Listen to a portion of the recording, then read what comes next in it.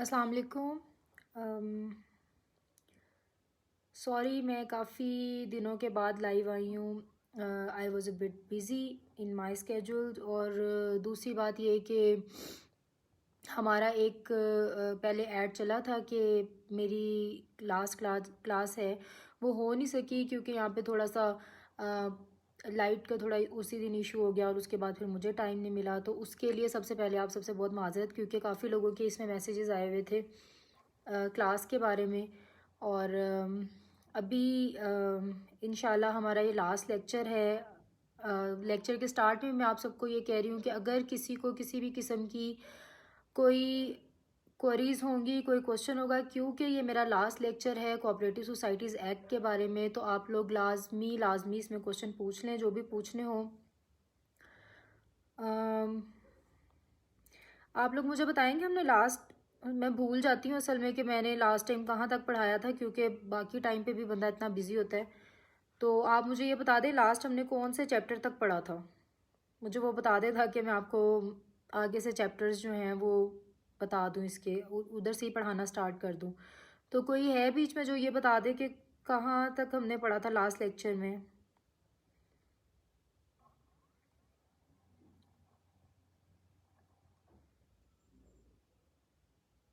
मुझे लगता है सारे लोग ही नए आए हैं, पुराना कोई भी नहीं है, जैसे लेक्चर ही नहीं पता हमने कहाँ तक पढ़ा था।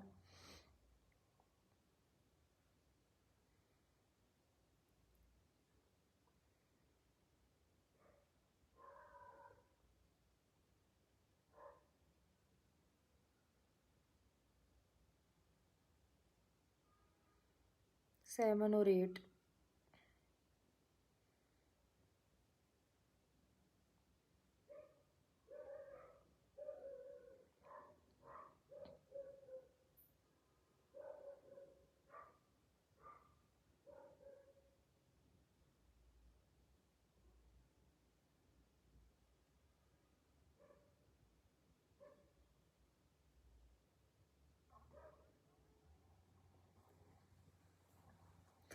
चैप्टर सेवन से स्टार्ट करते हैं, मेरे ख्याल से चैप्टर सेवन ही था, सिक्स तक हमने कर लिया था।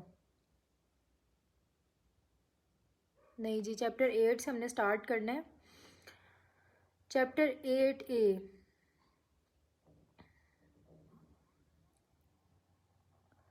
उमर ज़ेब जहाँ से मर्ज़ी स्टार्ट कर दे। मिस देखिए मेरे पास ऐसे ऐसे सीरियस स्टूडेंट्स हैं ना, वो कहने जहाँ से मर्ज़ी पढ़ाना शुरू कर दें, बस पढ़ा दे।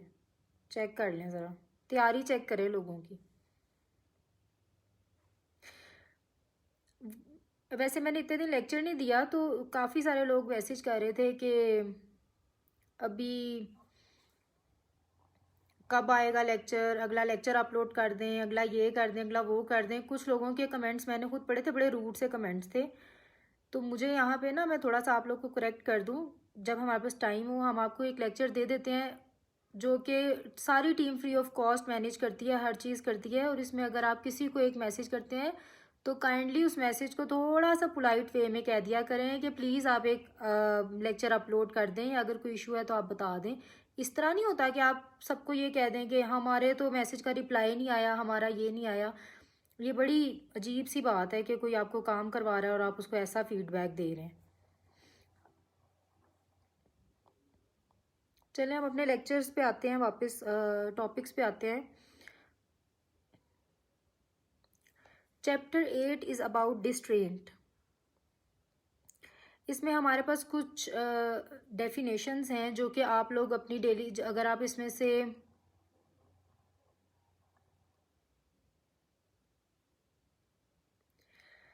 अच्छा जी, डेफिनेशंस इसमें सबसे पहले कुलेक्टर, डिफ़ॉल्टर, इन दोनों के बारे में आपको पता होना चाहिए, कुलेक्टर कौन है और डिफ़ॉल्टर कौन है। अब सोसाइटीज़ के अंदर कुछ सोसाइटीज़ लोन लेती हैं, इंडिविजुअल लोन नहीं होता वैसे, ओवरऑल सोसाइटी का एक लोन होता है। तो अगर वो सोसाइटी विद इन टाइम उस लोन को रीपे नहीं कर पाती तो वो डिफ़ॉल्टर हो जाती है। और कलेक्टर एक असिस्टेंट रजिस्ट्रार कलेक्टर होता है, उसके बाद वही CR DR, जो बेसिक ग्राउंड लेवल पे पावर है वो कलेक्टर पावर है असिस्टेंट रजिस्ट्रार के पास। आपसे क्वेश्चन में पूछा जाएगा कि कलेक्टर पावर किसकी होती है, अगर वहाँ पे रजिस्ट्रार लिखा हुआ है तो आप रजिस्ट्रार लगा दें, अगर वहाँ सेक्रेटरी लिखा हुआ है तो सेक्रेटरी की कलेक्टर पावर उस तरह नहीं है, ये रजिस्ट्रार को एक्ट एक्ट जो है वो रजिस्ट्रार को ये पावर देता है। Collector includes an officer appointed by the government to discharge any of the function of the collector under this chapter. अब उसकी कलेक्टर के काम क्या होते हैं? कलेक्टर आपकी कोई प्रॉपर्टी है, डिफ़ॉल्टर की कोई प्रॉपर्टी है, उसे देख के विद इन दी लॉज उसको कुर्क कर सकता है। कुर्क का मतलब होता है उसकी नीलामी, उसकी ऑक्शन कर सकता है। आपको उर्दू थोड़ी सी जो है ना आनी चाहिए, क्योंकि जब डिपार्टमेंट में आते हैं ना तो कुछ उर्दू की टर्म्स को यूज़ करना पड़ता है, जैसे कुर्की। तो जब मैं डिपार्टमेंट में नहीं आई थी मुझे कुर्क का नहीं पता था, तो इसलिए प्रॉपर्टी कुर्क करना होता है। प्रॉपर्टी की नीलामी और ये ऑक्शन हो जाएगी, और वो सारी की सारी जो जिसके पास आपने रखवाई होती है, वो जैसे बैंक के पास होती है तो वो बैंक के नाम हो जाती है प्रॉपर्टी आपकी।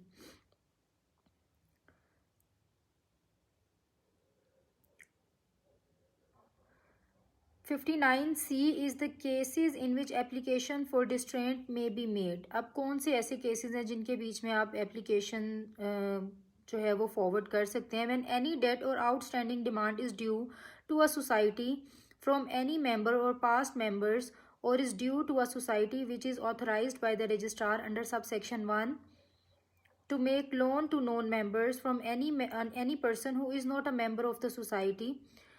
अब उसमें आपने किस केसेस क्या किए हैं, जिसके अंदर मैं आपको समराइज करके बताती हूँ कैसे केसेस हैं जिसके अंदर आप किसी भी डिफ़ॉल्टर के किसी को डिफ़ॉल्टर डिक्लेयर कर सकते हैं, या किसी भी तरह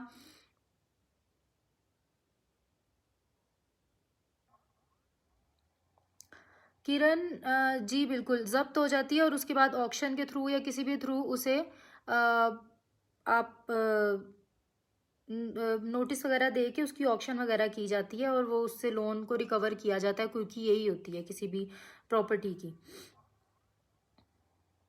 अच्छा, अब प्रॉपर्टी प्रॉपर्टी है, कोई एसेट है, कोई भी चीज़ है, कुछ भी हो सकता है उसमें, ज़रूरी नहीं कोई कोई एक सिंगुलर प्रॉपर्टी हो। अच्छा, इसमें ठीक है, मैं आपके ना थोड़ी देर बाद कमेंट्स पढ़ूंगी, फिर ये टॉपिक आगे पीछे हो जाता है। अब आप कोई इसमें एप्लीकेशन आप कब दे सकते हैं? एप्लीकेशन तब दे सकते हैं जब भी कोई मेंबर अनएबल हो जाए सोसाइटी का लोन पे करने के लिए, तो उसके खिलाफ एक एप्लीकेशन मूव कर दी जाती है अथॉरिटीज़ को, और अथॉरिटीज़ उसके ऊपर डिसीजन दे देती हैं। इन केस उसकी प्रॉपर्टी जानी हो, प्रॉपर्टी के, और उसको प्रॉपर हेयरिंग का मौका दिया जाता है, उसकी प्रॉपर दोनों पार्टीज़ की हेयरिंग की जाती है। आफ्टर हेयरिंग उन दोनों पार्टीज़ को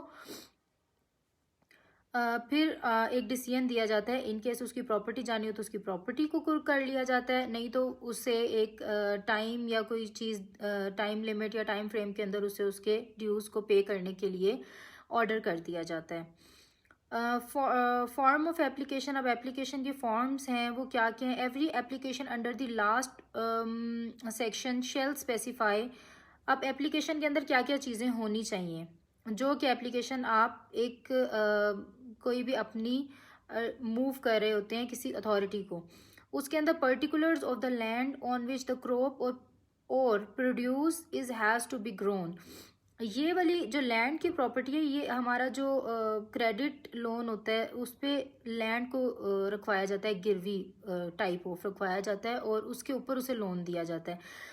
अब जब आप एक एप्लीकेशन मूव करते हैं, उस एप्लीकेशन के अंदर आपकी लैंड के सारे पर्टिकुलर्स होने चाहिए, किस क्रॉप के लिए वो यूज़ होती है और कब कब उसके ऊपर वो क्रॉप उगाई जाती है।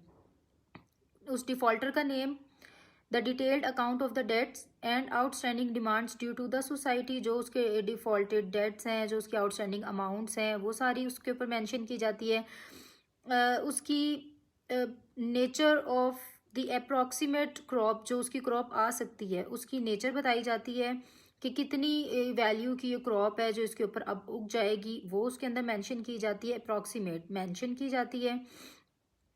If the crop of produce is growing और is ungathered, the time at which it is likely to be fit to be reaped or gathered, और वो टाइम बताया जाता है जिस टाइम के ऊपर अगर उसके ऊपर कोई फसल ऑलरेडी लगाई हुई है तो उसका टाइम मेंशन किया जाता है कि ये किस वक्त ये फसल फुली रीप हो जाएगी और कब इसको काटा जा सकता है, मतलब उसकी उगेगी कब और उसको कब आप उसकी कटाई करेंगे, वो टाइम भी उसमें मेंशन किया जाता है उस पर्टिकुलर में, उस एप्लीकेशन में। और अगर वो जो क्रॉप है वो उसकी उगाई पूरी हो गई है और उसकी कटाई भी हो गई हुई है, तो उसकी वो जगह जहाँ पर उसको सेफ रखा जाता है उस जगह के पर्टिकुलर्स को आइडेंटिफाई किया जाता है कि इस जगह पर ये गोदाम है, यहाँ पर ये क्रॉप रखी जाएगी। Then the application shall be signed and verified in manner prescribed by the Code of Civil Procedure 1908 for the signing and verification of plaints। जितनी भी कंप्लेंट्स होती हैं उसको उसकी वेरिफिकेशन के लिए आपने उस एप्लीकेशन को उसी प्रोसीजर में साइन करना है जो प्रोसीजर आपको कोड ऑफ सिविल प्रोसीजर्स बताता है, ठीक है, 1908 का। अगर आपको ये पूछा जाए क्वेश्चन में कि किस कोड के तहत एप्लीकेशंस जो फॉरवर्ड की जाती हैं उसे साइन किया जाता है, तो वो कोड ऑफ सिविल प्रोसीजर 1908 है।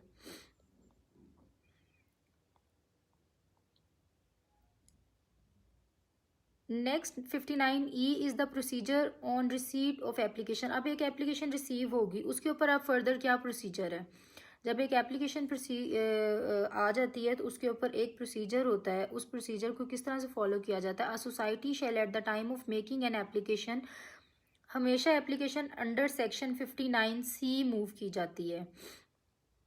File before the registrar such documentary evidence if any as it may consider necessary for the purpose of proving the statements made in the application. The registrar may, after taking such evidence as he thinks fit, admit the application or reject it. जब एक application move की जाती है तो उसके साथ एक documentary evidence दिया जाता है उस एप्लीकेशन को फॉरवर्ड करने के लिए, उसके प्रोसेसिंग के लिए।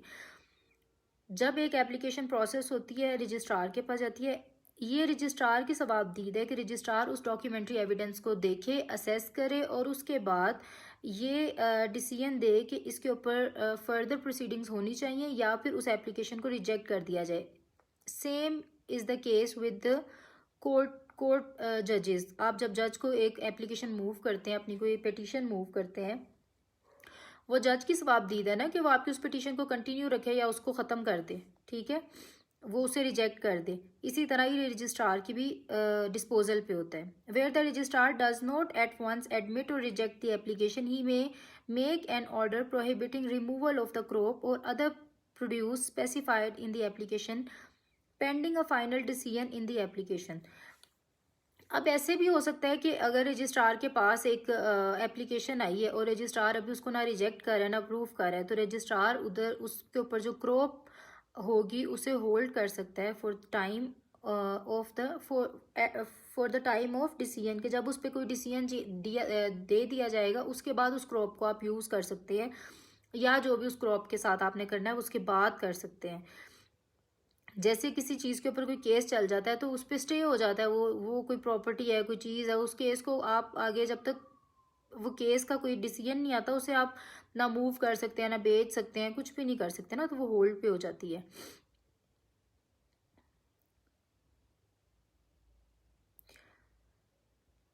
An order under subsection 3 or subsection 4 shall be served and published in such manner as may be prescribed by the rules। उसके लिए आप एक ऑर्डर दे देते हैं, जैसे कि एक स्टे ऑर्डर होता है कि इसको आप अभी यूज़ नहीं कर सकते।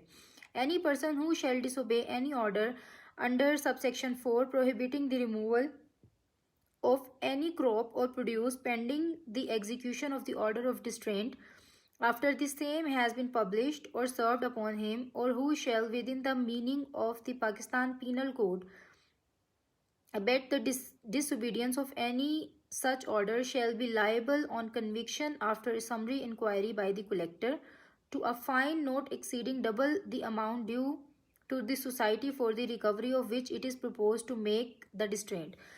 अगर कोई एक इंसान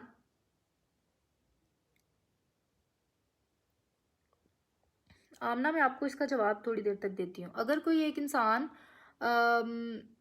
को ऑर्डर किया जाता है कि आपने इस प्रॉपर्टी को अभी मूव नहीं करना और वो उस ऑर्डर को डिसोबे करता है, तो उसको एक प्रॉपर हेयरिंग के बाद, एक इंक्वायरी के बाद कलेक्टर की ये जुरिस्डिक्शन है कि वो कलेक्टर उसको फाइन कर सकता है, but the fine must not exceed the double amount जो कि उसकी रिकवरी के लिए चाहिए हो। लेट्स सपोज अगर 10 रुपये की रिकवरी है तो फाइन 20 रुपये से ज़्यादा नहीं हो सकता, ठीक है, उसको वो डबल फाइन हो जाएगा अगर वो उसे डिसोबे करता है।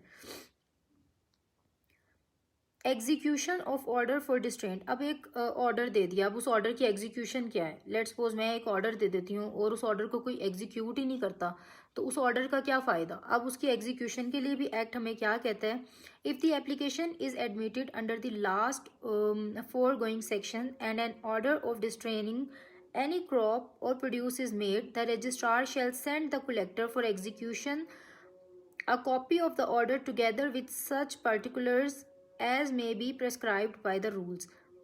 अब उसकी एग्जीक्यूशन के लिए हमारे जो डिपार्टमेंट के लोग हैं वो जाते हैं, या जो भी कोई एज अ कलेक्टर रजिस्ट्रार जिसको अपॉइंट कर दे, यानी कोई सब इंस्पेक्टर, कोई इंस्पेक्टर, कोई एआर, कोई सीआर, वो सारे के सारे उस ऑर्डर की एग्जीक्यूशन के लिए फील्ड में मौजूद होते हैं।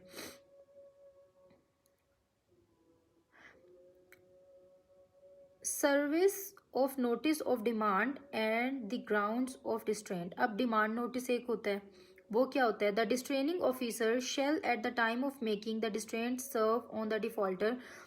अब उसे एक डिफॉल्टर को एक नोटिस ऑफ डिमांड दिया जाता है for the amount due and cost incurred in making the distraint hereinafter called the demand amount. उसको एक नोटिस दिया जाता है जिसपे कहा जाता है कि आप इतनी आपकी लोन अमाउंट है वो आप पे कर दें। ऑक्शन मेथड, हाँ जी, ऑक्शन के ऊपर ना पेपरा रूल्स लगते हैं। जब किसी गवर्नमेंट की, कोई भी गवर्नमेंट है, उसकी किसी प्रॉपर्टी की कोई ऑक्शन है तो उसके ऊपर उसके ऊपर जो पेपरा रूल्स के अकॉर्डिंग ऑक्शन होती है वो उसी के अकॉर्डिंग होती है। देयर आर सर्टन रूल्स जो हर डिपार्टमेंट फॉलो करता है, ठीक है, जैसे पीडा एक्ट है तो वो उस हर ऑफिसर के लिए सेम है। इसी तरह पेपरा रूल्स हैं वो हर किस्म की ऑक्शन के लिए है, जो कि आपकी गवर्नमेंट एक ही तरह के रूल्स के ऊपर ऑक्शन करती है। ये कोर्ट, सिविल कोर्ट होगी, कोई होगी, इसी तरह होती है ये ऑक्शन।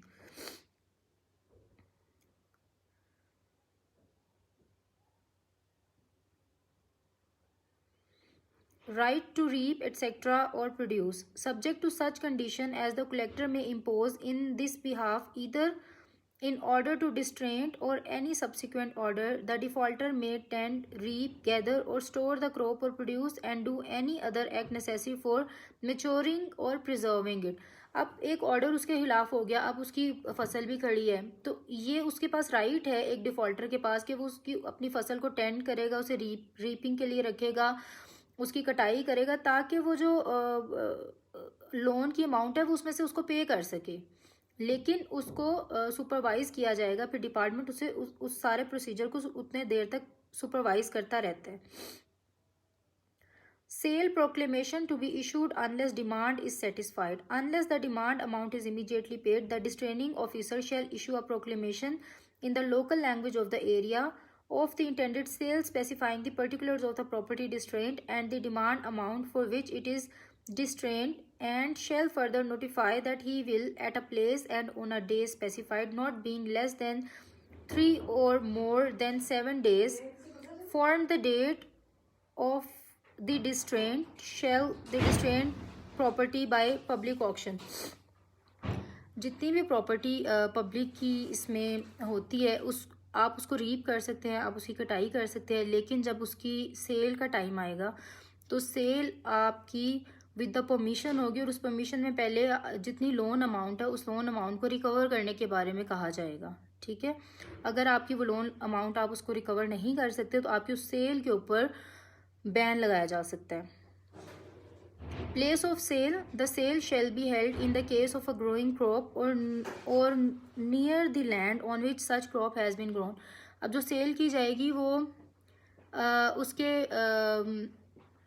सेल जो की जाएगी वो लैंड और उस प्रॉपर्टी के पास ही सेल की जाएगी, उसके अलावा वो सेल नहीं की जा सकती।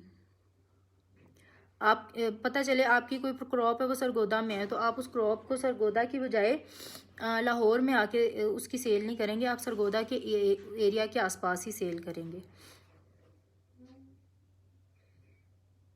Postponement of sale, if on the distraint property being put up for sale, a fair price in the opinion of the officer holding the sale is not offered for it, अब इसमें देखें, manner of cell आपको बता दिया कि उस area के पास होगी। इस तरह पोस्टपोनमेंट ऑफ सेल है। अब एक सेल, एक जो ऑफिसर है वो उसकी प्राइस लगाता है, वो 50 रुपये उसकी प्राइस है, ऑक्शन प्राइस है या सेल प्राइस है। उस 50 रुपये से नीचे आपको रेट मिल रहा है, जैसे 48 रुपीज़ मिल रहा है, 49 रुपीज़ मिल रहा है, तो ऑफिसर उसे पोस्टपोन कर देगा उस सेल को, क्योंकि वो एक अमाउंट गिवन होती है, गवर्नमेंट रेट गिवन हो जाता है, उस गवर्नमेंट रेट के ऊपर आप उसको सेल कर सकते हैं। उससे नीचे आप सेल नहीं कर सकते, उससे ऊपर जितना भी जा सकते हैं आप उससे ऊपर उसको सेल कर दें। Payment of purchase money. The price of each lot shall be paid at time of sale or as soon thereafter as the officer holding the sale directs, and in default of such payment the property shall forthwith be resold. अच्छा, अब उसकी payment की आपने उसकी purchase money कब पे करनी है? जैसे ही आप सेल परचेज करते हैं तो आप उसकी पेमेंट, एक तो पहली बात है उसी वक्त पे करनी पड़ती है। इन केस आप उस वक्त पैसे ज़्यादा हैं, उस वक्त पेमेंट नहीं हो सकती, तो वो एक स्पेसिफिक टाइम आपको गिवन होता है। लेट्स सपोज 2 दिन का टाइम दे दिया है, उस 2 दिन में आपने वो पेमेंट करनी है। इन केस आप वो पेमेंट नहीं कर सकते तो चाहे आप वो प्रॉपर्टी विद इन लॉज आपने वो बाय की है, 2 दिन की पेमेंट के अंदर अगर आप एबल नहीं है कि आप उसे पे करें, तो वो प्रॉपर्टी रीसेल के अंदर चली जाएगी और उसे दोबारा किसी और को सेल कर दिया जाएगा। सर्टिफिकेट भी गिवन टू द परचेजर। अब जब परचेज हो जाती है तो एक फुल फ्लैज सर्टिफिकेट दिया जाता है जो इस चीज़ की एविडेंस होता है कि ये प्रॉपर्टी फला बंदे को सेल कर दी गई है। Proceeds of sale, how to be applied. When any property is sold under the chapter, the proceeds of the sale shall be applied to defraying the cost of distraint and sale, and to the payment of the amount for which the distraint was made, and the surplus, if any, shall be paid to the person whose property has been sold. अच्छा, अब act में एक बात है कि आपकी एक property cell की गई है, उस प्रॉपर्टी के अंदर जितनी भी पैसे जो डिफ़ॉल्टर के हिस्से में आते हैं और उसने पे करने हैं वो पे कर दिए जाएंगे, और जो एक्स्ट्रा मनी होगी वो वापस उस जिसकी वो प्रॉपर्टी होगी वो एक्स्ट्रा मनी उसके अकाउंट में भेज दी जाएगी या उस पर्सन को पे कर दी जाएगी। 50 रुपये अगर आपका रेंट है, रेंट सॉरी कह रही हूँ, 50 रुपये अगर आपकी वो डिफ़ॉल्टर की अमाउंट है जो उसने पे करनी है, और प्रॉपर्टी आपकी सेल हुई है 55 रुपये में, तो 50 रुपये गवर्नमेंट के पास चले जाएंगे और 5 रुपये उसके सरप्लस अमाउंट उसको वापस मिल जाएगी। There are certain procedures where demand is paid before the sale. Sale होने से भी पहले आप एक डिमांड पे करते हैं। If at any time after a distraint has been made under this chapter and before the sale of the distraint property, the defaulter और any other person deposits with the collector और with the distraining officer the demand amount together with such costs as may have incurred after the service of the notice of demand in order of the distraint shall not be exceed when the distraining officer receives the deposit, he shall forthwith remit it to the collector. अब एक दफ़ा आपको जब शुरू में आपको बताया एक डिमांड नोटिस आपके पास आ गया, अब आपको एक डिमांड नोटिस जब आया और कोई डिफ़ॉल्टर वो उसी वक्त उसको पे करना चाह रहा है तो उसी वक्त भी पे कर सकता है, और वो उसके जो कलेक्टर है उसके नॉलेज में ये चीज़ लेकर आए कि मैंने इस अमाउंट को पे करना चाह रहा हूँ, मैं इसकी डिमांड अमाउंट पे कर रहा हूँ, तो वो उसको पे कर सकता है, उसे रिमिट कर सकता है कलेक्टर उसकी उस बाकी की प्रोसीजर को। After the expiration of 1 month from the date on which the deposit is made under sub section 1, the collector shall pay to the society which applied for distraint the amount due to it, provided that if before the expiry of the said period the collector receives notice of any suit in which the legality of the distraint order is questioned or compensation is claimed for illegal distraint. एक demand amount उसने account में रखवा दी defaulter ने, with in 1 month अगर कोई illegality के ऊपर कोई नोटिस नहीं आता, कोई कोर्ट की तरफ से कोई रिस्ट्रेनिंग ऑर्डर नहीं आता, तो एक माह के बाद कलेक्टर वो जो डिफ़ॉल्टर की अमाउंट जो उसने उसमें पेमेंट में रखवाई हुई है वो लेकर सोसाइटी के खाते में करवा सकता है कि सोसाइटी अपना लोन उधर से क्लियर कर दे, अनलेस और अनटिल कोई भी कोर्ट ऑर्डर नहीं आ जाता जो इस एक्ट को रिस्ट्रेन कर दे। Savings. Nothing contained in this chapter shall affect the operation of the provisions of the Punjab Land Revenue Act. to any monies recoverable under the provision of the chapter or any other debt demand or claim. ठीक है, इस chapter में कोई ऐसी चीज़ नहीं जो revenue act के against है.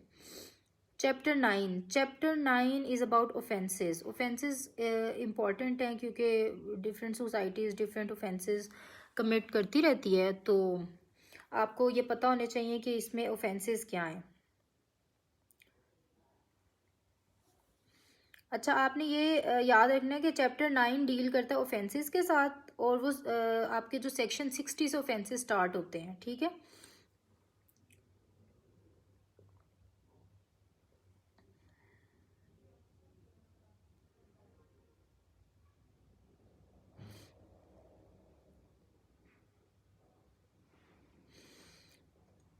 Offence number 1, default by a society officer और मेंबर.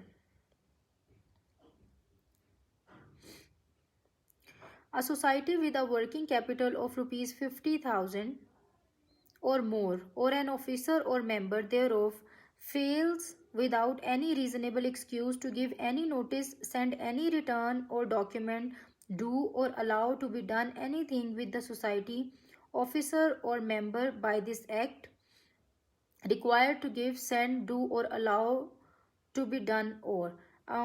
अब कभी कभी कुछ डॉक्यूमेंट्स हैं जो सोसाइटी से रिक्वायर्ड होते हैं या कोई भी ऑफिसर से कोई चीज़ रिक्वायर्ड होती है, इन केस वो उसे प्रोवाइड नहीं कर पाता तो वो ऑफेंसेस में शामिल किया जाता है. जैसे आप एक सोसाइटी को नोटिस भेजते हैं कि भाई मुझे फ़लाँ रिकॉर्ड चाहिए और वो रिकॉर्ड आपको प्रोवाइड नहीं किया जाता, तो वो आप उसको ऑफेंस कंसीडर किया जाता है. उनको एक नोटिस सर्व करते हैं आप, कोई अगर उस नोटिस का भी रिप्लाई ना आए, उसके बाद शोकाज किया जाता है, उसका भी रिप्लाई ना आए, तो आप उसके ऊपर इन ऑफेंसेस को देख के उन पे पेनल्टी डाल सकते हैं. विलफुल निगलेक्ट और default by a society. A society or an officer or a member thereof willfully neglects or refuses to do any act or to furnish any information required for the purpose of this act by the registrar or other persons duly authorized by him in writing in this behalf. दूसरी चीज़, पहली कि वो किसी भी notice का इस तरह reply नहीं कर पाता, ऑफेंस में कंसीडर किया जाता है, या कोई ऐसा काम करे जिसका नोटिस ना दिया जाए तो वो ऑफेंस में कंसीडर होता है. Secondly, wilful neglect. अगर मुझे एक नोटिस रिसीव हो गया है, उस नोटिस की रिसीव होने के बावजूद मैं उसका जवाब देना मुनासिब नहीं समझ रही, तो वो एक विलफुल ऑफेंस में काउंट हो जाएगा. Then wilful furnishing of false information.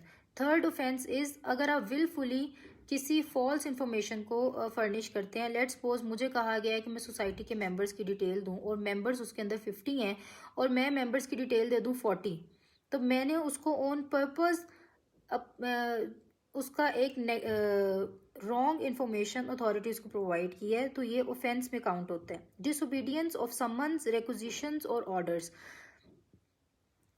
Fourth offence ये है कि आपको किसी जगह पे, आपको ऑफिस में बुलाया जाए, किसी काम के लिए बुलाया जाए और आपको कहा जाए कि आपने इस ऑफिस में फलां हेयरिंग है, आपने उस हेयरिंग में, या आपको समन किया जाए, आपने उसके अंदर प्रेजेंट होना है और सोसाइटी उसमें प्रेजेंट ना हो सके या मेंबर उसमें प्रेजेंट ना हो सके, वो ऑफेंस में काउंट होगा, offence of disobedience. Indulgence in fraudulent activities. अब कोई ऐसी एक्टिविटी जिससे आपका कोई फ्रॉड शो हो रहा हो, आप कोई करप्शन कर रहे हो, कोई ऐसी चीज़ कर रहे हो, तो ये भी आपका एक ऑफेंस आ जाता है. Performing acts without approval. Next एक ऑफेंस है कि आपको कुछ अथॉरिटीज़ दी जाती हैं. लेट्स सपोज कुछ चीज़ें ऐसी हैं जो मेरी ज्यूरिसडिक्शन में एज एन AR मैं उनको अपने ओन पे उसकी इंक्वायरी चीज़ें इनिशियल जो चीज़ें हैं वो कर सकती हूँ या कुछ भी इनिशिएट कर सकती हूँ, वो मेरी अथॉरिटी है.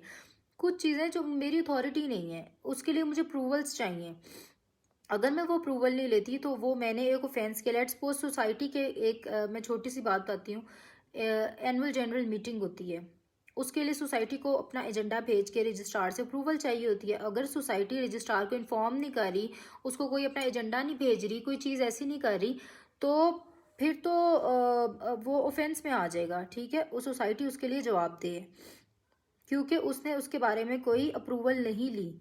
Making a false report or refusing to do an act. आपसे किसी चीज़ के बारे में रिपोर्ट मांगी जाती है. लेट्स सपोज मैं रिपोर्ट मांगती हूँ कि मुझे बताया जाए कि आप लोगों ने लास्ट एजीएम में ये कहा था कि हम लोग यहाँ पे बनाएंगे जी, ये फलां सेक्टर है, इसकी हम सड़कें बनाएंगे और यहाँ पे पानी का मसला हल करेंगे और गैस लेके आएंगे। फंड सारे यूज़ हो गए हैं, लेकिन ना पानी का मसला हल हुआ है, ना गैस आई है, ना वहाँ पे सड़कें पूरी बनी हैं। तो मैं उन्हें कहूँगी कि मुझे आप एक रिपोर्ट कंपाइल करके भेजें।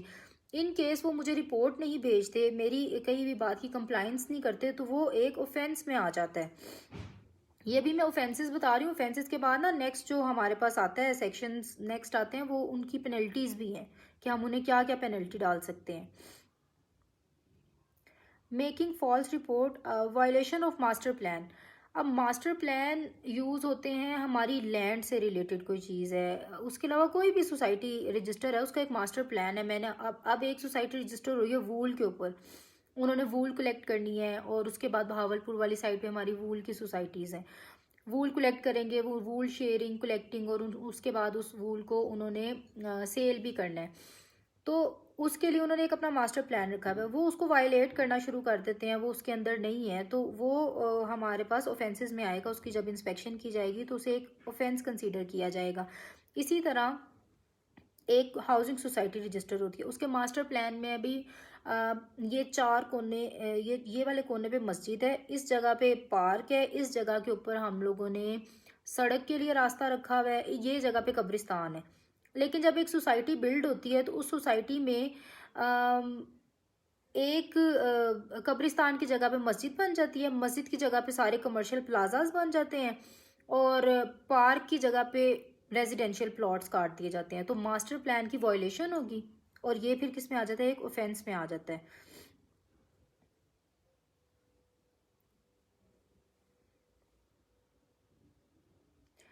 Then failure to provide information. आपसे किसी चीज़ के बारे में इंफॉर्मेशन मांगी जाती है, कोई भी एक्ट है, किसी एक्ट की इंफॉर्मेशन है, किसी चीज़ की इंफॉर्मेशन है, और अगर आप उस इंफॉर्मेशन को प्रोवाइड नहीं करते विद इन लॉज, और आपको अगर लॉफुल कोई भी इंफॉर्मेशन रिक्वायर्ड हो किसी ऑफिसर को, और उस लॉफुल इंफॉर्मेशन की का रिप्लाई ना आए, तो ये एक ऑफेंस कंसीडर किया जाता है। अब इस ऑफेंसेस की पेनल्टीज़ हैं जो सेक्शन 60 सारे का सारा डील करता है ऑफेंसेस से, and section 61 deals with the penalty of the offences. अब पेनल्टीज में क्या हो जाता है, penalty for offences under clause 1, section 60 का क्लॉज 1 है, जिसमें आपने क्लॉज 1 में क्या पढ़ा था हमने कि सोसाइटी या कोई ऑफिसर कोई किसी सोसाइटी के एंड पे, किसी ऑफिसर के एंड पे किसी किस्म की कोई ऑफेंस हो जाता है, तो उसकी पेनल्टी क्या होगी। Every society guilty of an offence under this act for which no penalty is expressly provided shall be liable to a penalty not exceeding ₹10 million। अगर सोसाइटी कोई ऑफेंस कमिट करती है तो सोसाइटी को 10 मिलियन से ज़्यादा फ़ाइन नहीं किया जा सकता। अथॉरिटीज़ उसे फ़ाइन कर देंगी कि आप ये फ़ाइन पे करें इस उसकी पेनल्टी में। Every society guilty of an offence under this act for which no penalty is expressly provided, okay ये मैंने बता दिया था। Registrar or a person duly authorized by him shall be empowered to impose such penalty after affording an opportunity of hearing to the concerned। अब जब एक penalty आप किसी को डालने लगते हैं तो उससे पहले उसे मौका दिया जाता है हेयरिंग के लिए। उसके लिए आप हेयरिंग रखते हैं, उसकी हेयरिंग करें, और अगर उस हेयरिंग में वो सोसाइटी अनएबल होती है सेटिस्फाई करने पे कि वो क्यों ये ऑफेंस उसने कमिट किया है, तो रजिस्ट्रार या रजिस्ट्रार का नॉमिनी उसके पास ये राइट है कि वो उसको up to 10 million rupees fine कर दे।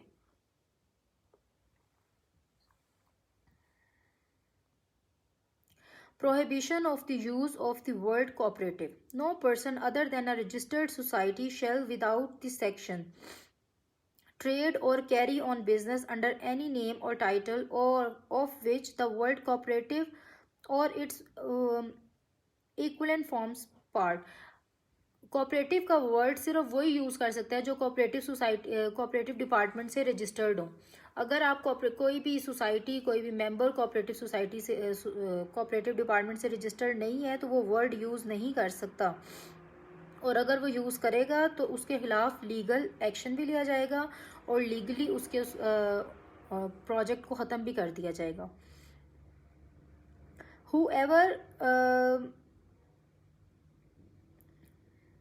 whoever will do this shall be punishable with fine which may extend to 50,000 rupees, and in case of a continuing offences with further fine of 500 rupees for each day on which the offence is committed after conviction therefore. और अगर कोई इस तरह करता है उसको 50,000 रुपये का फ़ाइन होगा, और अगर उसको वो कंटिन्यू करता है तो 500 रुपीज़ पर डे के हिसाब से उसको फ़ाइन चार्ज किया जाएगा। 62A की पेनल्टी क्या है?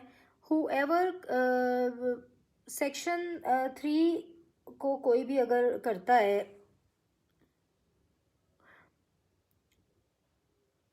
Okay, whoever contravenes the provisions of sub section 3 of section 44C, अब ये सेक्शन 44C पीछे जाके लाजमी देखें, और any direction given by the registrar under section 44D shall be guilty of an offence punishable with imprisonment of either description for a term which may extend to 6 months or with fine or with both. एक offence के return में क्या होगा, अगर आप ने एक offence commit किए, आपको उसकी इम्प्रिजनमेंट भी हो सकती है अप टू 6 months, या आप उसको फाइन दे सकते हैं, या फिर आपके साथ दोनों, आपको फाइन भी पे करना पड़ेगा और आपको जेल भी जाना पड़ेगा। मुझे ना आज भूख लगी हुई है, मैंने सुबह से थोड़ा सा कुछ खाया है।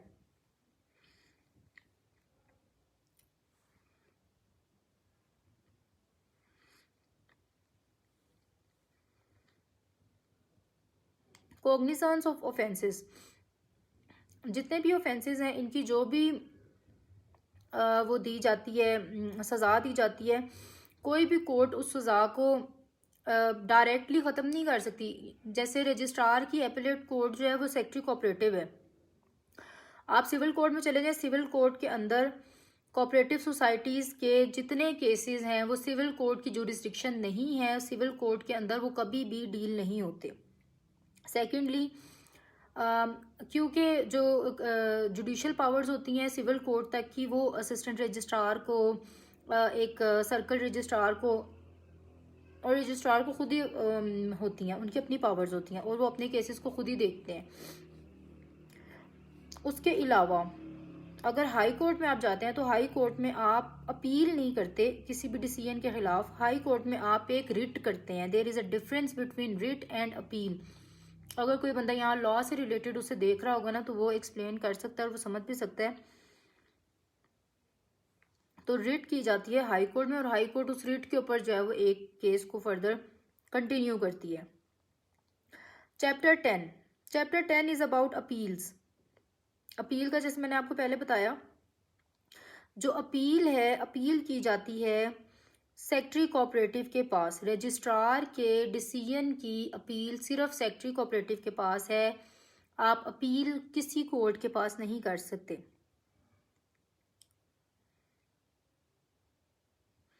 और अगर सेक्रेटरी कोऑपरेटिव आपकी अपील सुनने से मना कर दे कि भाई मैंने ये अपील इस उसके ऊपर कोई अपील नहीं सुननी, तो वो अपील चीफ मिनिस्टर की फिर जुरिस्डिक्शन में आ जाती है और चीफ मिनिस्टर किसी भी डिपार्टमेंट के सेक्रेटरी को ऑथराइज कर सकता है कि उस केस की या उस अपील के बारे में हेयरिंग स्टार्ट कर दे। ठीक है, लेकिन अपील हाई कोर्ट में भी नहीं होती, सुप्रीम कोर्ट में भी नहीं होती सेक्रेटरी और रजिस्ट्रार के डिसीजंस के खिलाफ अपील नहीं होती। रिट कर सकते हैं आप, और रिट भी आप सिविल कोर्ट में नहीं करते, रिट आप करते हैं इसमें हाई कोर्ट में जाके। ठीक है, सिविल कोर्ट टोटली हमारे केसेस को नहीं देख सकती।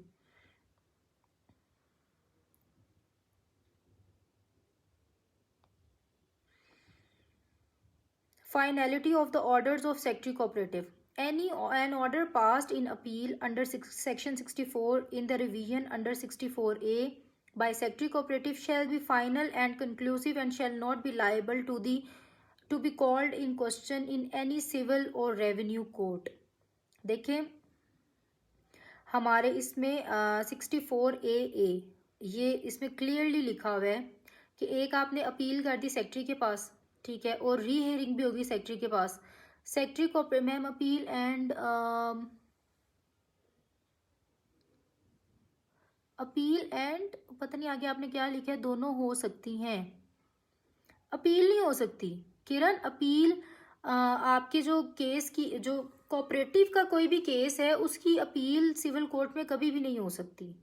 सिविल कोर्ट की जुरिस्डिक्शन नहीं है, सिविल कोर्ट उसे सुन नहीं सकती। और हाई कोर्ट में भी अपील नहीं होती, हाई कोर्ट में रिट पिटीशन होती है, अलहदा एक पिटीशन फाइल की जाती है। ठीक है, there is a difference between petition, filing a petition and going into an appeal. ठीक, अपील नहीं हो सकती, ये इसके अंदर लिखा भी हुआ है। आप 64A देखेंगे ना तो फाइनलिटी ऑफ ऑर्डर्स के बारे में है कि जो फाइनल ऑर्डर है वो सेक्रेटरी कोऑपरेटिव का है, उसको आप अपील नहीं कर सकते किसी भी सिविल कोर्ट में, किसी भी रेवेन्यू कोर्ट में जाके उसे क्वेश्चन नहीं कर सकते।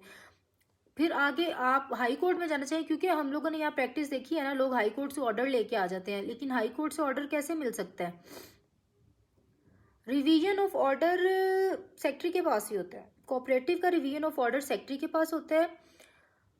आप जब आप एक सेक्रेटरी ने एक ऑर्डर कर दिया, आपके पास एक फाइनल अथॉरिटी होगी, सेक्रेटरी के ऑर्डर की रिवीजन नहीं हो सकती, वो फाइनल ऑर्डर हो गया। ठीक है, फिर लोग क्या करते हैं, अब सेक्रेटरी से भी अगर लेट्स सपोज मेरा एक केस है वो मेरे उसमें नहीं हुआ, मेरे मतलब का उसका जवाब नहीं आया, तो मैं सेक्रेटरी के पास भी नहीं अब जा सकती, रजिस्ट्रार के पास भी नहीं जा सकती, तो मेरा तो काम खत्म हो गया वहाँ पे।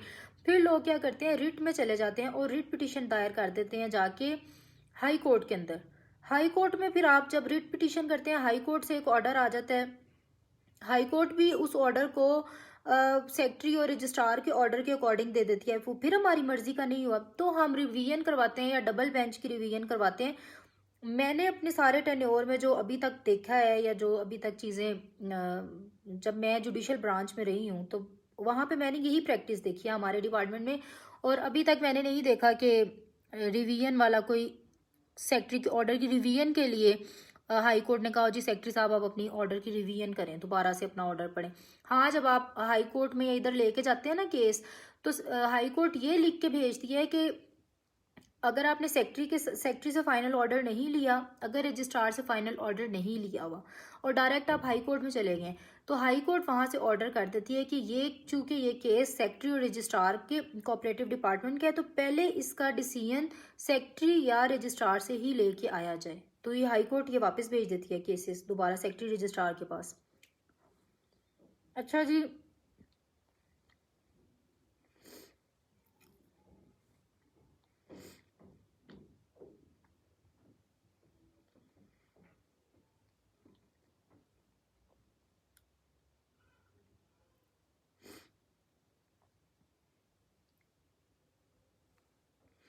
आगे जो इसका चैप्टर 10 है वो कुछ स्पेशल ऑर्डर्स के बारे में है और वो बड़े सिंपल से हैं। उसमें recovery of the sums due to government, जैसे गवर्नमेंट के कुछ पैसे हैं उसको रिकवर करना है तो ऑब्वियसली डिपार्टमेंट उसमें हेल्प करता है, ऑक्शन होती हैं, ये चीज़ें होती हैं, उसकी रिकवरी हो जाती है इसी तरह से।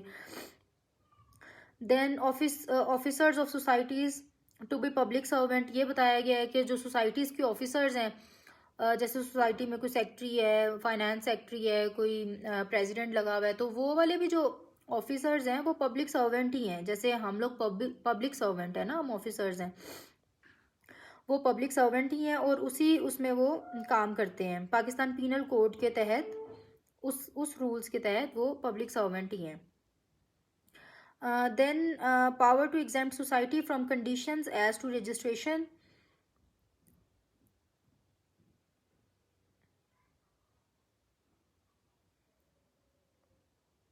ये पावर गवर्नमेंट होती है, वो भी स्पेशल ऑर्डर कोई होता है जिसे एग्जेम्प्ट कर दे किसी सोसाइटी को। ये गवर्नमेंट की जुरिस्डिक्शन है हायर अथॉरिटीज़ की कि किसी सोसाइटी को अगर उसने एग्जेम्पशन देनी है, जो कि ऐसा नहीं होता इसके अंदर कभी भी कि उसे एग्जेम्प्ट कर दिया जाए कि वो रजिस्ट्रेशन की कंडीशंस को फुलफिल ना करे। कुछ सोसाइटीज़ होती हैं जो बिल्कुल डिफरेंट पैटर्न पे होती हैं, फिर उनमें कोई चीज़ें एग्जेम्प्ट की जाती हैं। Companies Act not to apply. The provisions of Companies Act of 1913 shall not apply to societies registered under this act. हाँ, ये बड़ा important question है। देखिए, सोसाइटी भी as a whole, as a company जो है वो एक्ट कर रही होती है। तो अगर आपसे पूछा जाए क्या कोऑपरेटिव सोसाइटीज़ के ऊपर कंपनीज एक्ट लागू होता है, तो नहीं, कंपनीज एक्ट का इसके साथ किसी किस्म का कोई वो नहीं है। ये कोऑपरेटिव सोसाइटीज़ है, लोग इसे कॉरपोरेशन, जैसे कॉरपोरेटिव सोसाइटीज़ या इस टाइप के वर्ड्स के साथ कंफ्यूज करके समझते हैं इसके ऊपर कंपनी एक्ट भी लग जाएगा, तो ऐसा कोई एक्ट, कंपनीज एक्ट इसके ऊपर नहीं होता, इसके ऊपर कोऑपरेटिव सोसाइटीज़ एक्ट ही सिर्फ लगता है. Branches etc. of societies outside the province. Every cooperative society registered outside the province which has to establish a branch or place of business in the province shall within 6 months from the commencement of the act or from the establishment of such branch or place of business file with the registrar a certified copy of bylaws and amendments. If these are not written in English language, a certified translation in English thereof, and shall submit to registrar such returns and information as are submitted by similar societies in the province of Punjab. अब एक society Punjab province के अलावा दूसरे provinces में same society register करवाना चाहती है. Let's suppose वाबड़ा टाउन कोऑपरेटिव हाउसिंग सोसाइटी वो पंजाब की है, तो वो वाबड़ा town cooperative housing society Sindh में करवाना चाहती हैं उसी नाम से, उससे अपना बिजनेस या अपना कोई और चीज़ किसी भी किस्म का बिजनेस किसी दूसरे प्रोविंस में करना चाहती है, तो वो फिर इन्फॉर्म करेगी अपने प्रोविंस के रजिस्ट्रार को, क्योंकि ये एक प्रोविंशियल डिपार्टमेंट है ना, तो हर प्रोविंस में डिफरेंट तरह से डील किया जा रहा है इस डिपार्टमेंट को. हर प्रोविंस का अपना रजिस्ट्रार है, अपना सेक्रेटरी है, तो ये उससे पहले अप्रूवल होगी, उसे बताया जाएगा जिस प्रोविंस की वो है, और सारे के सारे डॉक्यूमेंट्स जो एक सोसाइटी की रजिस्ट्रेशन के लिए ज़रूरी होते हैं वो सारे रजिस्ट्रार को सबमिट करवाए जाएंगे. Notice necessary in suit. No suit shall be initiated against a society और any of its officers in respect of any act touching the business of the society until the expiration of 2 months next after the notice in writing has been delivered to the registrar. अगर आपने एक notice दिया और notice जैसे let's suppose मैं किसी society को आज नोटिस दे रही हूँ, ठीक है, आज की डेट में नोटिस दे रही हूँ और कल मैं उसके खिलाफ जो है कोई कोर्ट में सू कर देती हूँ, तो ऐसा नहीं हो सकता अनटिल और अनलेस उसको 2 माह पूरे गुजर ना गए हों. ठीक है, 2 मंथ्स का टाइम होता है एक नोटिस देने के बाद उनके जवाब के लिए, उनकी चीज़ों के लिए, तो वो 2 माह का टाइम पहले कंप्लीट होगा, फिर उसके बाद उसको उसके खिलाफ कोई भी कानूनी कार्रवाई की जा सकती है अगर उसमें आपको कोई रिप्लाई नहीं आया, कोई आपका सॉर्ट आउट नहीं हुआ. तो assistance by law enforcement agencies. All law enforcement agencies including police shall be bound to provide necessary assistance to registrar or his authorized officers to execute the orders passed under this act. देखिए मैंने एक order किया कि फ़लाँ बंदे की, मैंने warrant issue कर दिया कि फ़लाँ बंदे की गिरफ्तारी करनी है, मेरा डिपार्टमेंट साथ जाएगा, मेरे सब इंस्पेक्टर साथ जाएंगे, लेकिन हमें प्रिजन तो उनकी चाहिए ना, जेल उनकी चाहिए, पुलिस स्टेशन में चाहिए. हम अब अपने ऑफिस में तो उसे जेल में बंद नहीं कर सकते बंदे को, तो पुलिस बाउंड है हमें असिस्ट करने के लिए, या दूसरी जितनी लॉ इन्फोर्समेंट एजेंसीज हैं कि अगर आपस में डिपार्टमेंटल कोऑर्डिनेशन होती है और हमें उनकी असिस्टेंस की ज़रूरत है तो हम उन्हें बुला सकते हैं, और वो हमारा एक्ट ये हमें अथॉरिटी देता है कि हम उसकी असिस्टेंस लें और उनको बुला के उनके साथ मिलके काम कर सकें, और वो लोग बाउंड है इस चीज़ के कि हमारे ऑर्डर्स को फॉलो करें.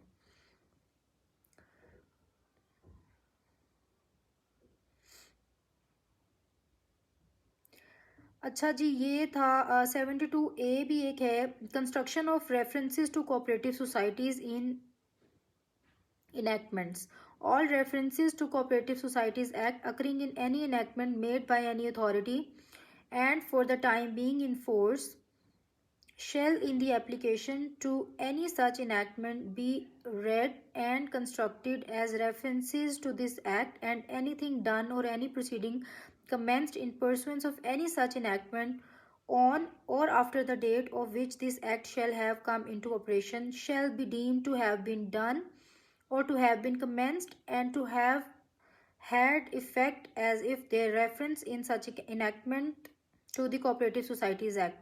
अच्छा, ये इतनी मुश्किल बात में ना सिंपल सी एक बात है, किसी भी किस्म की एप्लीकेशन, किसी भी किस्म की इनैक्टमेंट, कोई भी चीज़ जो पढ़ी गई कंस्ट्रक्ट की जाएगी नहीं, वो with in the जूरिसडिक्शन of this cooperative societies act होनी चाहिए. जब 1925 से जब से हमने इसको अडॉप्ट किया है उसके बाद इसमें कोई भी किसी भी किस्म की अगर इसके ख़िलाफ़ होगी तो वो उसको कंसीडर नहीं किया जाएगा। इस एक्ट के अंदर रहते रहते इसे हर तरह की एप्लीकेशन और हर तरह की चेंज को फॉलो करना पड़ेगा।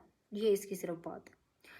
72 सेक्शंस कंप्लीट हो गए हैं इसके। अब हमारा एक्ट आज कंप्लीट हो गया है। और मेरे से किसी लड़की ने यहाँ पे क्वेश्चन किया था कि क्या ये हम पढ़ें अगर एक्ट, तो 100 मार्क्स का पूरा हो जाएगा हमारा पेपर। 100 मार्क्स के पेपर के बारे में तो मैं नहीं कहती। अब आपको ये नहीं कह सकती कि आपने ये 4 लेक्चर पढ़े हैं तो आप पूरे 100 नंबर का पेपर अटैम्प्ट कर लेंगे, क्योंकि एट टाइम्स कुछ क्वेश्चंस ऐसे आते हैं जो घुमा के मिला के किए जाते हैं। इसके साथ आपका पासिंग वाला पेपर ज़रूर हो जाएगा। आप उसमें से अगर आप इसको अच्छी तरह से पढ़ लें एक्ट को, तो आप एटलीस्ट इसमें पास हो जाएंगे अच्छे नंबरों से। 50% तो आपका हो जाएगा। बाकी सेकेंडली इसके अंदर रूल्स हैं। रूल्स क्योंकि लास्ट टाइम जो पेपर आया था उसमें, अस्सलाम वालेकुम, थैंक यू अंकल, आप मेरा लेक्चर देखते भी हैं और मुझे काफ़ी ज़्यादा मोटिवेट भी करते हैं। Thank you so much Imtiaz uncle, और आपकी दुआएं हैं। बाकी लेक्चर की बात हो रही थी, तो लेक्चर की बात में अब ये मेरा लास्ट लेक्चर है। इसके बाद कोऑपरेटिव सोसाइटीज़ के रूल्स के बारे में है। तो रूल्स, आपको एक्ट आ गया तो जब आप रूल्स पढ़ेंगे ना तो आपको समझ आ जाएगी। इन केस आप लोगों को रूल्स समझ ना आए तो आप जिसको समझ ना आए वो इनबॉक्स कर सकते हैं, इसी पेज के ऊपर इनबॉक्स कर दें। अगर हमें लगा कि ज़्यादा सारे लोग हैं, 10-12 लोग हैं जिन्हें रूल्स के साथ समझ नहीं आ रहा है, तो फिर हम कोशिश करेंगे कि रूल्स के लिए 1-2 लेक्चर्स की क्लास दे दें। वरना मेरे ख्याल से आप जब एक्ट को पढ़ेंगे अच्छे तरह से तो रूल्स आपको आ जाएंगे। इतने मुश्किल रूल्स नहीं हैं, क्योंकि रूल्स एक्ट से ज़्यादा डिफ़िकल्ट नहीं होते समझने। एक्ट में थोड़ी सी लैंग्वेज ऐसी होती है जो अगर आपका लॉ का बैकग्राउंड नहीं है तो थोड़ी कंफ्यूजिंग सी लग रही होती है। वो एक ही लंबे सेंटेंस के अंदर सारी बातें की जा रही होती है, इस वजह से एट टाइम समझ नहीं आती है। अच्छा, वो मेरे से वो जो क्वेश्चन था कि 100 मार्क्स का मैं आपको देखिए मिसगाइड नहीं करूँगी कि आप 100 नंबर, आप पूरे 100 में से 80-85 नंबर ले लेंगे, ऐसे नहीं होता। मेरा तो अपना यकीन है कि जब आपका जिस जगह पे रिस्क लिखा होता है ना, आप उसमें अगर मेहनत करते हैं तो पेपर में आपके दिमाग में वो चीज़ें आ जाती हैं। मेरा एक्सपीरियंस ऐसा है, हर एक का डिफरेंट एक्सपीरियंस होता है। तो थोड़ा सा मेहनत है, थोड़ी सी आपकी, आपके कुछ एक्ट्स ऐसे होते हैं ज़िंदगी में, आपने कोई ऐसे काम किए होते हैं जो एंड टाइम पे आके आपके काम आ जाते हैं, अच्छे काम, बुरे काम नहीं। उसके अलावा कहीं पे आपका रिस्क लिखा होता है। रूल्स एंड एक्ट के साथ हिस्ट्री कितनी इंपॉर्टेंट है। हिस्ट्री में से ना मेरे ख्याल से 8-9 MCQs या 10 MCQs हिस्ट्री में से आ जाते हैं, और हिस्ट्री बहुत मुश्किल नहीं है। हिस्ट्री इजी है। अगर आप हिस्ट्री करेंगी ना तो हिस्ट्री में आप अगर 10 MCQs आपकी हिस्ट्री में से आ गए हैं तो आपके लिए तो 10 नंबर आ गए उसमें से। तो मेरे ख्याल से वो 8-10 MCQs जो है ना बड़े इंपॉर्टेंट हैं। आप हिस्ट्री को लाजमी करें। हिस्ट्री इतनी मुश्किल है भी नहीं और इतनी लंबी इसकी हिस्ट्री भी नहीं है। और इसको सिर्फ ये कोऑपरेटिव के पेपर के बारे में नहीं है, हर पेपर के बारे में। मैं जब तैयारी करना शुरू किया था, अब मेरा देखिए लेक्चर ख़त्म हो गया, मैं थोड़ी सी टॉपिक से हट के बात कर लूँ। जब मैंने पढ़ना शुरू किया था तो मुझे मेरे एक दोस्त ने एक बड़ी अच्छी बात समझाई थी। उसने कहा था कि ये जो तुम तैयारी कर रही हो ना, ये तुम कर रही हो जॉब के लिए, किसी डिग्री के लिए नहीं कर रही। तो there is a difference between getting a degree and getting a job. Job तब मिलती है जब हमारा वहाँ रिस्क लिखा होता है। हम मेहनत करते हैं, हम कितनी जगह पे जाते हैं, इंटरव्यू दे के आते हैं, प्राइवेट फॉर्म्स में भी जाते हैं, वहाँ इंटरव्यू देते हैं, स्कूल में चले गए इंटरव्यू देने चले गए, हमारा नहीं होता तो हम उसमें डिसहार्ट तो होके नहीं बैठ जाते। हम ये तो नहीं कहते हम लोग अब हमारा इंटरव्यू था, हम लोग स्कूल गए हैं देने के लिए इंटरव्यू, हम टीचर नहीं लगे वहाँ पे, हम प्रिंसिपल नहीं लगे, कोऑर्डिनेटर नहीं लगे, या हम एक मल्टीनेशनल फॉर्म में गए हैं, हम वहाँ पे सिलेक्ट नहीं हुए, तो हम तो बिल्कुल डिसहार्ट नहीं होते। हम आते हैं, हम एक नई नई जॉब के लिए दोबारा अप्लाई कर देते हैं, हर जगह अप्लाई करते हैं। अच्छा, उसके अलावा जब हम देखें डिफरेंस क्या है, जब हम यहाँ पे आगे पेपर देते हैं, हम पढ़ रहे हैं, लिख रहे हैं, हम पेपर दे रहे हैं, CSS के पेपर दे दिए, PMS दे दिया, जब रिजल्ट आया तो हम लोग इतने डिसहार्ट क्यों हो जाते हैं। अगर हम फेल हो गए, ये फेल होना नहीं होता। देखिए हर इंसान लायक है। मैं समझती हूँ कोई भी इंसान अगर कोई पेपर दे रहा है ना, तो हर इंसान इस काबिल भी है कि वो ऑफिसर भी बन जाए। हर इंसान के अंदर वो एबिलिटी भी है।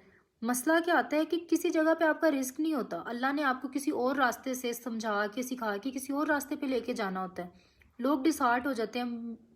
अभी रिसेंटली एक लड़की ने वो की है, सुसाइड की है। बड़ा दुख हुआ मुझे उसका देख के, क्योंकि ऑब्वियसली हम एक ऐसे ग्रुप में थे, सोसाइटी में थे, लोग जानते हैं एक दूसरे को। हम जब तैयारी करने लगते हैं, आप भी 100 लोगों को जानते होंगे। तो उसने सीएसएस से डिसहार्ट होके कर ली है। आपकी जो लाइफ है, आपकी life, the most precious thing in this world is your life, जो आपको मिली हुई है। क्या हो गया अगर आपका सीएसएस नहीं हुआ? क्या हो गया अगर आपका पीएमएस नहीं हो गया? और क्या हुआ अगर आपकी ये जॉब नहीं हुई? बिल्कुल डिसहार्ट होने की ज़रूरत नहीं होती। मेरा एक दोस्त है, मैं उसे जानती हूँ, उसने कोई 85 पेपर दिए हैं, ठीक है, लेकिन उसका तो एक भी पेपर पास नहीं हुआ। पर अभी वो इंसान अभी जिस जगह पे है, उसके इन सारी चीज़ों से उसे क्या फ़ायदा हुआ? उसने प्रैक्टिस की लॉ की, और अभी वो इतना अच्छा लॉयर है, इतनी यंग एज में इतना फिट लॉयर है। वो चाइनीज़ के लिए, सबके लिए वो काम कर रहा है, उनकी मनी लॉन्ड्रिंग और ये केसेस दे रहे। क्यों? क्योंकि उसने जो इसके अंदर पढ़ा था, सीएसएस की तैयारी करते, पीएमएस की, जुडिशरी की, इन सारी चीज़ों की तैयारी करते जब उसने पढ़ा था ना, तो उसने, मेरे ख्याल से उसको एक्सपीरियंस मिला। और कहीं ना कहीं आपकी डेस्टिनी जो होती है वो आपको खुद ही खींच के दूसरी जगह से लेके जा रही होती है। आप समझते कुछ है, होता कुछ है, जाता बंदा कहाँ पे है। इसका मतलब बिल्कुल मैं आपको ये नहीं कह रही आप मेहनत करनी छोड़ दें। मेहनत करने से भी चीज़ें बदलती हैं, लेकिन अगर आपके लिए वो चीज़ नहीं है और आपको खुदा ना खास्ता आपने जिसके लिए मेहनत की है वो चीज़ नहीं मिल पाई, तो उसका मतलब ये नहीं है कि ख़त्म हो गई है ज़िंदगी। दोबारा चीज़ों में दुनिया भरी पड़ी है, कंपटीशन के अलावा दुनिया भरी पड़ी है। अगर आप ये पेपर दे रहे हैं तो आप इस काबिल हैं कि आप हर जगह पे कुछ ना कुछ बन सकते हैं। मैं एक और दोस्त को जानती हूँ, मेरी एक दोस्त है, वो इस वक्त पढ़ने गई हुई है, जर्मनी पढ़ने गई हुई है। उससे मैंने कहा था कि तुम बड़ी लाइक हो, तुम पेपर दे दो, तो उसने कहा कि मैं फेलियर को बर्दाश्त नहीं कर सकती। और हालांकि वो बंदी बहुत लाइक है।